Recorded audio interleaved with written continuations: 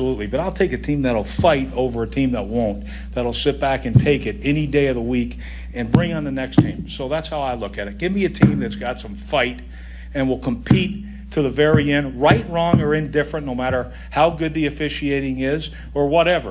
Makes no difference to me. I'll take a team with some competitive fight and some spirit. 17 penalties, ridiculous? Absolutely. 100% is ridiculous. And so you say what you want, but I'll take a team that'll fight. I'm proud of this team, and we'll keep fighting, and eventually we'll find a way to win. Eventually we'll find a way to eliminate penalties. All right, so that's Rex's take after losing to the Giants at home. Now we need your take. Skip, Rex shows emotion every single week, after wins, after losses. Do you like how he handled the postgame in this one? I did not. And as you both know, I picked the Bills to be a wild card team in the AFC. And I was very disappointed in Rex Ryan after this game because there were many other ways he could have gone. And let me start my little diatribe with what our Dan Graziano reported before the game, that Tom Coughlin told his team that the Bills will beat themselves with penalties. And they committed, what was it, 17 for 135 yards? Yeah, 17 penalties. That's a disaster. They lead the league with 58. Yeah, they're running away with that lead also. So if Rex had opened up by saying, look, we didn't have LaShawn McCoy, and we didn't have Sammy Watkins, two of our biggest and best playmakers, so we struggled a little bit on offense, I could accept that. If he would then go to the penalties and say, hey, coaching does play some role in the number of penalties that we've committed, but he took no blame at all for the penalties committed when he should have. And then when he talks about, I'll stick with a team that will fight. Did they look like they fought on the Rashad Jennings run that broke the game open from 17 to 10 to 24? He swat to the side like the guy. Look at that. Look at this run. Two. Now watch this guy right here. Up. Get out of my way. And got hurt on the play. Oh, baby. Way to go. We can watch this all day. 10. Way to go, Rashad. Rashad had like no yards to that point, and he shrugged off 3 completely uninspired, non-fighting Buffalo Bills. Are you kidding me? They're 17 to 10. They could have stopped him. If the first tackle is made, maybe we're having a different conversation right now. Is that fight? That's not fight to me. So again, Rex looks silly up there trying to defend that because you can't defend that. You need to take it, swallow it, admit it, embrace it, and say, we'll be ready for next week. I mean, it's just as simple as that. Instead, he says, no, you guys don't know what goes on. I know a couple of the penalties were bad calls or iffy calls. I get that. But after a game in which you commit 17 and now you become a target for officials because they're just going to say, oh, it's the Bills, throw the flag, because you know they're going to commit a whole bunch of penalties anyway. That's at least 50% of that is on the coaching staff. I'm sorry, we talked about this the other day. Rex didn't love it. Maybe take a page out of Bill O'Brien's book there with blaming it all on himself.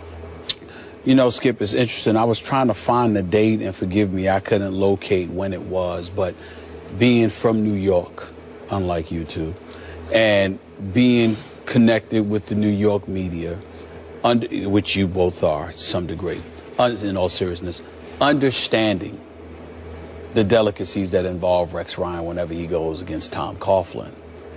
What Rex did was use that to disguise the ultimate level of frustration, because Tom Coughlin gets a kick out of beating Rex Ryan.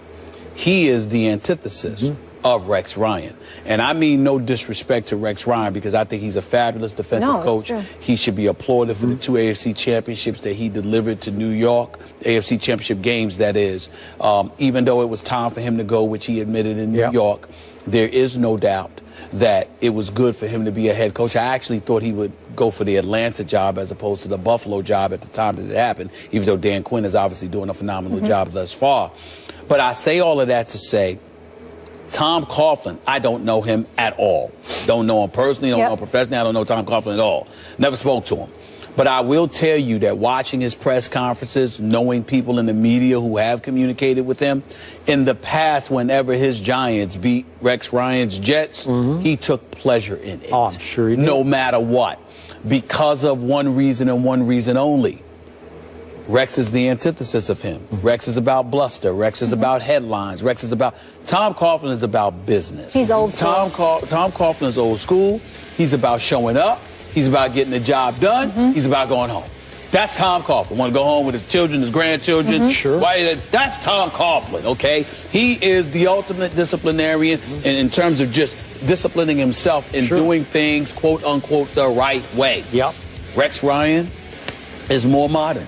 And Rex Ryan wants to blow and bluster and all of that stuff. What needs to be said today, in my estimation, I watched the Giants pick apart the Buffalo Bills, get a lead, was up 16-3 for most of the game. Here's what the reality is that this team is not living up to the expectations Skip Bayless and others have projected about them. And that is an ultimate indictment against Rex. More so than ever than when he was at the Jets. Do you know why?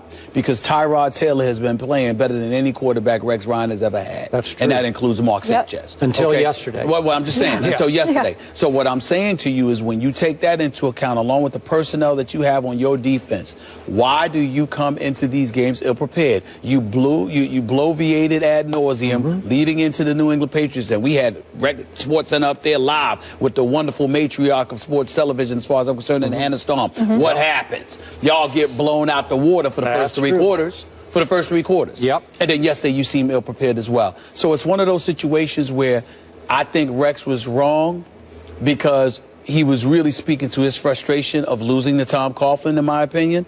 But I also think that the time has come where we look at Rex Ryan and we say, enough's enough. Win some damn football games. You've got enough talent to do it. They do. We're not interested in your headlines. You're down your 2 biggest playmakers. Understand That's that. fair. That's fair. That's fair. But we don't want to hear about the headlines coming out of Western New York. We want to see W's. Figure it out. You were going against a New York Giants team that don't have all their pieces either. Correct. And you have your defensive pieces. And Rex Ryan's calling card is coaching defense. And now it's only 4 games, not a huge sample size, but your defense is 17th in points allowed and 23rd in yards allowed. That ain't Rex Ryan's defense. To me, that, again, you had to play Tom Brady and he threw for 466. But still, this isn't good enough yet. I'm going to hang in with this team because I still think it's very talented. And if they get the 2 playmakers back, especially LaShawn, that would help a lot. Players do love playing for him. There's never been a question about that. Kevin Durant, meanwhile, has some strong words for our very own Stephen A. Smith.